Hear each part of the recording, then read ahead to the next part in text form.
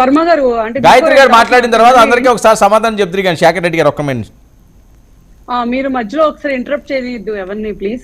ఇందాక నుంచి ఇప్పుడు ఇక్కడ వైసీపీ స్పీకర్స్ ఇద్దరు ఉన్నారు, సారీ ఒకళ్ళు పొలిటికల్ అనలిస్ట్ పేరుతో ఉన్నారు, అది పక్కన పెడితే ఆ ఇద్దరికి నేను ఆ తర్వాత కౌంటర్స్ ఇస్తాను. నేను జనరల్ గా ఏం చెప్తున్నానంటే ఇప్పుడు మీరు మాటికి ఇందాక నుంచి మీరు ప్రత్యేక హోదా ఇచ్చే వాళ్ళతో వెళ్తారా ఇవ్వని వాళ్ళతో వెళ్తారా అంటే ఆంధ్రప్రదేశ్ ప్రజలు 10 ఏళ్ల నుంచి చూస్తానే ఉన్నారు. ఏమనంటే అది టీడీపీ పార్టీ అవునా ఇటు వైసీపీ పార్టీ అవునా ప్రత్యేక హోదా అనేది ఒక జస్ట్ డ్రీమ్ లాంటిది. ఎందుకంటే బీజేపీ పార్టీ ఇందాక ఆయనే చెప్పారు, వైసీపీ స్పీకర్ నెంబర్ 2 అంటే శేఖర్ గారు ఓకే ఆయన చెప్పారు ఏమని, బీజేపీకి సొంతంగా నిలబడి పవర్ లోకి వచ్చే హక్కు ఉన్నంత దమ్మున్నంత వరకు అంత సీట్స్ స్ట్రెంగ్త్ ఉన్నంత వరకు ఎవ్వరు ఏ పార్టీ కూడా మనం ఎంత కలుపుకోకపోయినా మనం ఏం డిమాండ్ చేయలేము అన్లెస్ వాళ్ళు ఇవ్వాలి అనుకున్న చిత్తశుద్ధి ఉంటే తప్పించి ఎవరు అడగలేరు అని ఒక క్లారిటీ ఆయనే చెప్పారు. మరి మా ప్రభుత్వం వచ్చినప్పుడు మాకు 25 సీట్స్ వస్తే మేము ఇస్తాం కదా అని అడిగితే ఎలా ఇస్తామండి, మా బలం మీద వాళ్ళు ఆధారపడలేదు కదా, వాళ్ళ బలం వాళ్ళకు ఉన్నప్పుడు మేము ఎలా డిమాండ్ చేస్తామని ఆయనే చెప్పారు. సో నేను ఇప్పుడు ఆయనతో డిబేట్ కి దిగట్లేదు. సో ఆయనకు ఆ కామన్ సెన్స్ ఉంది, అలాగే ప్రజల్లో కూడా ఆ కామన్ సెన్స్ ఉంది. As long as BJP huge మెజారిటీతో సింగిల్ మెజారిటీతో ఉన్నంత కాలం మనం ఏ డిమాండ్ చేయలేము. ఇదైతే క్లారిటీ మళ్ళీ ఇస్తున్నానండి. అండ్ టీడీపీ ఒక్క నిమిషం, చంద్రబాబు నాయుడు గారు ఎందుకు ముందుకెళ్తున్నారు, ఎందుకు కలుపుకొని వెళ్తున్నారు అంటే ఒక మహమ్మారి, ఇప్పుడు ప్రత్యేక హోదా వస్తుందా లేదా పక్కన పెడితే దాని వచ్చే లాభాలు ఏంటి అన్ని అతను డిబేట్ చేసుకోవచ్చు. కానీ రైట్ నౌ ఈ రాష్ట్రానికి పట్టిన మహమ్మారి వైసీపీ ప్రభుత్వం. దీనివల్ల వచ్చే జబ్బులు జనాలు ఎలా మంచాలు పడుతున్నారు అని చెప్పి చూసుకుంటే దీని నుంచి జనాలు బయటపడేయాలంటే అర్జెంటుగా మేము కలిసి రావాలి, మేము లార్జెస్ట్ అంటే ఎక్కువ నెంబర్ సీట్స్ కొట్టాలి, మంచి స్ట్రెంగ్త్ తో ముందుకెళ్ళాలి అని చెప్పి నమ్ముతున్నాం కాబట్టి కలిసి వస్తున్నాం అంతే. ఇక్కడ ప్రత్యేక హోదా అనేది మా మేనిఫెస్టోలో లేదు, మేము ఎక్కడ పబ్లిక్ లో కూడా మాట్లాడలేదు. సో మాటికి మమ్మల్ని మీరు అందుకే సపోర్ట్ చేస్తున్నారా అని అడిగి పిచ్చిగా కన్ఫ్యూజ్ చేయాలనుకున్నా. ఒక్క నిమిషం వర్మ గారు లెట్ మీ కంప్లీట్. ఇంకో మాట చెప్తాను, ఇందాక నేను ఖచ్చితంగా చెప్తాను పొలిటికల్ అనలిస్ట్ పేరుతో వచ్చే వైసీపీ స్పీకర్ కి ఆన్సర్ చేయను, బట్ నేను జెన్యూన్ గా అక్కడ ఉన్న వైసీపీ స్పీకర్ మాత్రం ఆన్సర్ చేస్తున్నాను. ఆయన ఇందాక ఒక క్వశ్చన్ చెప్పారు, మా దగ్గర స్ట్రెంగ్త్ లేదు కదా అని చెప్పి. సరే మీ దగ్గర రాజ్యసభలో మీరు సంతకం పెట్టకపోతే కొన్ని బిల్స్ పాస్ అవ్వు అని తెలిసినా కూడా ఈ రోజు దాకా రాజ్యసభలో ఎన్ని బిల్స్ మీరు రిజెక్ట్ చేశారు ప్రత్యేక హోదా అని నినాదం పెట్టుకొని మాకు ఇది పాస్ చేయండి ఆంధ్రప్రదేశ్ కి అప్పుడే మీ రాజ్యసభలో ఈ బిల్లు మేము ఆమోదిస్తాం అని చెప్పి ఎన్ని బిల్స్ రిజెక్ట్ చేశారో నేను ఆయన క్వశ్చన్ అడుగుతున్నాను. నాకు తెలియదు, నాకు కొంచెం ఎడ్యుకేట్ చేయండి. నాకు తెలిసినంత వరకు రాజ్యసభలో ప్రతి బిల్లు కళ్ళు మూసుకొని సంతకం పెట్టిన వైసీపీ ఎంపీలు. సో ఓ పక్కన మరి ఆయన దాకా వస్తే ఇప్పుడు మేము చంద్రబాబు నాయుడు గారు ఉన్నప్పుడు కూడా మోడీకి ఆయన సొంత స్ట్రెంగ్త్ మీద ఎన్డీఏ ఏ పార్టీ సహాయం లేకుండా ఆయన సింగిల్ గానే అక్కడ కూడా ఫామ్ అయ్యారు గవర్నమెంట్ గా.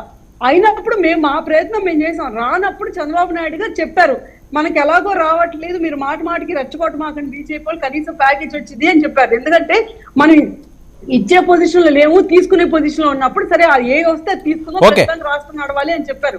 ఆ రోజు ఆ మాట చెప్పినప్పుడు మరి జగన్మోహన్ రెడ్డి గారికి కళ్ళేరు పోయినాయా చెవులు పోయినాయా మరి ఆ రోజు తెలీదా? ఆ రోజు కూడా మోడీ సింగిల్ గా ఉన్నాడు అక్కడ, ఆయన్ని మనం ఎవరో అడగలేము, అడిగినంత మాత్రం ఆయన దయ తెలిస్తే తప్పించి మనకు రావు అని చెప్పి ఇంక తెలీదా? లేకపోతే ఇందాక ఎవరో మమ్మల్ని విమర్శిస్తున్నారు మేము ఏం ఫైట్ చేయలేదని. మరి ధర్మ పోరాట దీక్షలు ఏంటి, మరి ఢిల్లీలో చేసిన ధర్నాలు ఏంటి, లేకపోతే మళ్ళీ ప్రతిసారి బడ్జెట్ రిలీజ్ అయిన ప్రతి సంవత్సరం మేము ఎంతమంది పోరాడితే మా మీద మీకు గుర్తుందా లేదా? అప్పుడు బీజేపీ అనలిస్టులు ప్రతి ఒక్కరు టీడీపీ బూతులు తిట్టారు. ఈ రోజు ఒక బీజేపీ అనలిస్ట్ ని పిలిచండి వైసీపీని ఎవరినైనా అంటారేమో. నిర్మలా సీతారామన్ ఆవిడ డైరెక్ట్ గా చెప్పింది మా దత్తపుత్రుడు జగన్మోహన్ రెడ్డి అని చెప్పి. మరి ఎందుకు చెప్పింది? ఈయన ఎంత సహకరించకపోతే చెప్పింది ఇవన్నీ మరి ఏంటి మరి వాళ్ళు ఎలా మాట్లాడతారు? మరి ఇంకో మాట అన్నారు ఏ గోత్రా, అప్పుడు మేము అగేన్స్ట్ గా ఉన్నాం. ఏమంటే గోత్రానే కాదు అలాంటి జెనిసైడ్స్ అలాంటి ఎన్ని జరిగినా సరే ఎప్పుడైనా సరే ఆ ఇన్సిడెంట్స్ మేము అగేన్స్ట్ గా ఉంటాం. ఆ ఇన్సిడెంట్స్ ఎవరి పేర్లైనా అటాచ్ చేస్తే వాళ్ళకి కూడా అగేన్స్ట్ గా ఉంటాం. ఆ తర్వాత ఆయన ప్రూవ్ చేసుకున్నారు, ఆయన పర్మిషన్ ఆయన తెచ్చుకున్నారు మోడీ గారు. టీడీపీ వాళ్ళకి స్ట్రైట్ క్వశ్చన్, 2019 ఎన్నికలకు ముందు మోడీని మీరు నోటికి వచ్చినందుకు ఎందుకు తిట్టారు? మళ్ళీ ఇప్పుడు అదే మోడీ పొత్తు కోసం ఎందుకు వెళ్తున్నారు? రాష్ట్ర ప్రయోజనాలా లేకపోతే రాజకీయ ప్రయోజనాలా? శేఖర్ గారు నేను ఆన్సర్ చేయొచ్చా? చేయండి. ఆన్సర్ చేయొచ్చా? Yeah thank you.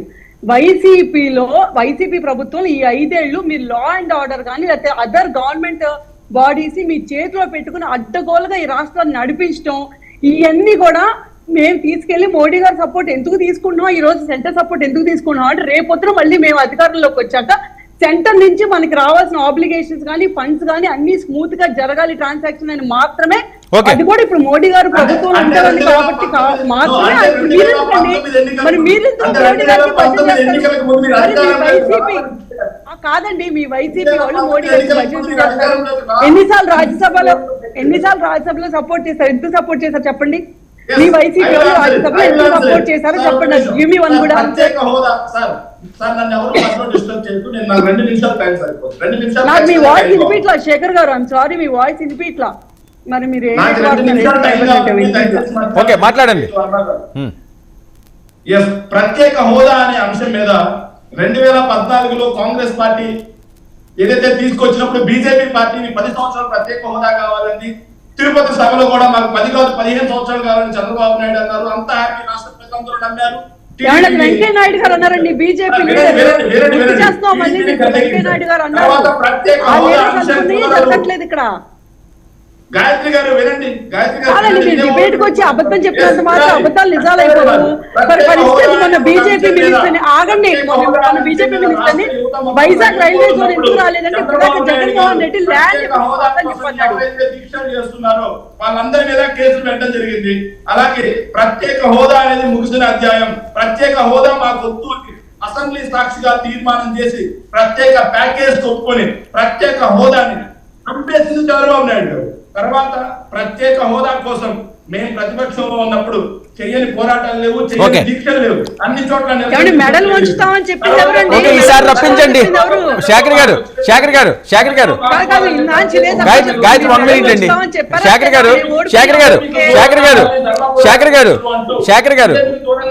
శేఖర్ గారు ఒక్క నిమిషం దయచేసి. ఓకే, నేను ఇంటరప్ట్ చేశానని కాదు, ఇంకా చాలా ఇంపార్టెంట్. వినండి చాలా ఓకే, ఖచ్చితంగా నేను అనేది ఏంటంటే వినండి, ప్రత్యేక హోదా చుట్టూ తిరగడానికి అయితే ఈ డిబేట్ లేదండి. ఎందుకంటే అది నిజంగా వినండి. ఓకే, మీ వెర్షన్ మీరు చెప్పేశారు కదా, మీ వెర్షన్ మీరు ముందే చెప్పారండి.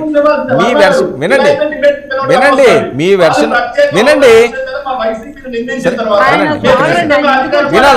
వినాలి. మీరు ఆల్రెడీ ముందే చెప్పారు, మళ్ళీ దాన్ని రిపీట్ చేస్తారు. ఆల్రెడీ మీరు ముందే చెప్పారు మీరు ఎలాంటి దీక్షలు చేశారు. కాదండి, చంద్రబాబు నాయుడు గారు ఏం దీక్షలు చేశారు, మీరు ఎందుకు తీసుకురాలేకపోయారు, మీకు ఎందుకు సరే కాదండి, ప్రత్యేక హోదా అన్నది మీ వల్ల కాదు, ఎవరి వల్ల కాదు. నేను ఓపెన్ గా చెప్తాను, నేను ఛాలెంజ్ చేసి చెప్తానండి. యాజ్ ఏ ప్రెసిడెంట్ గా వినండి. అది ముగిసిన అధ్యాయం అండి. వినండి ఒక్క నిమిషం.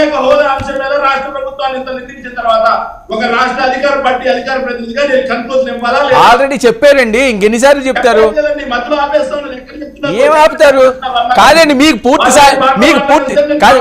వినండి అరే మీరు వినాలి. ఒక్క నిమిషం ఆ మాట వినండి. మీకు పూర్తి స్థాయిలో మెజారిటీ రాలేదు, మీరు ఎన్నో పోరాటాలు చేశారు. మీకు అధికారం వచ్చిన తర్వాత అక్కడ అరే వెళ్ళింది కదండి, ఇంకేం వెళ్తాది? ఓకే సరే, 1 మినిట్ స్టార్ట్ 1 మినిట్.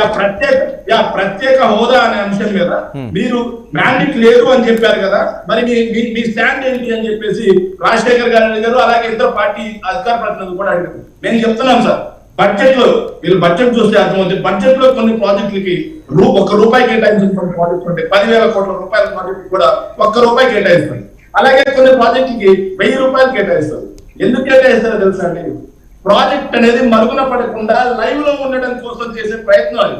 సో అలాగే ప్రత్యేక హోదా అనే అంశం కేంద్రానికి ఏ రోజైనా రాష్ట్ర సహాయం అవసరమైనప్పుడు, కేంద్రానికి రాష్ట్ర ఎంపీల అవసరమైనప్పుడు ప్రత్యేక హోదా అనే అంశాన్ని చంద్రబాబు నాయుడు లాగా, పవన్ కళ్యాణ్ లాగా చంపేసి మరుగున పడేయకూడదు. దాన్ని లైవ్ లో ఉంచడం కోసం మా పార్టీ గత 5 సంవత్సరాలుగా చేయని ప్రయత్నం లేదు. సాక్షాత్తు మోడీ గారు ఎదురుగా జగన్మోహన్ రెడ్డి గారు అడిగారు, రేపు పొత్తులో భాగంగా మోడీ తోటి వాళ్ళకి పొత్తులు వెళ్తే రేపు బహిరంగ సభల్లో, ఎన్నికల సభల్లో మోడీని అడిగే దమ్ము, ధైర్యం, సత్తా